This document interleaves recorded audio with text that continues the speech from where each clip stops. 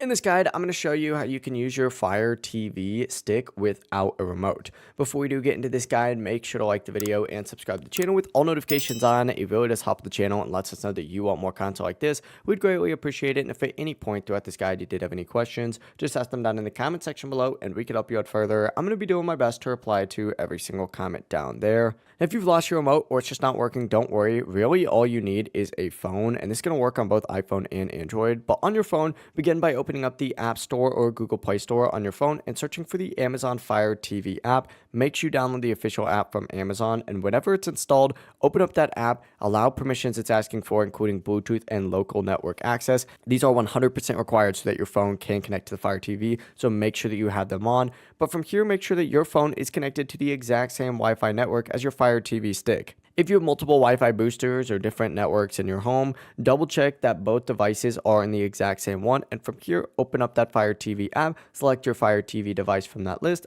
and a 4-digit code will appear on your TV screen. Enter in that code into the app and connect, and whenever it verifies, your phone will turn into a full remote. You'll be able to navigate, press home, play, pause, and control everything just like a normal remote like I'm doing right now.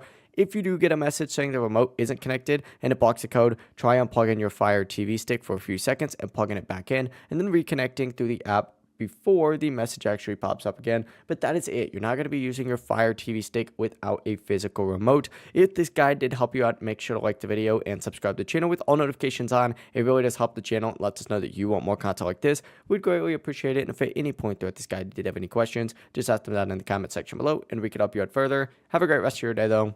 Peace.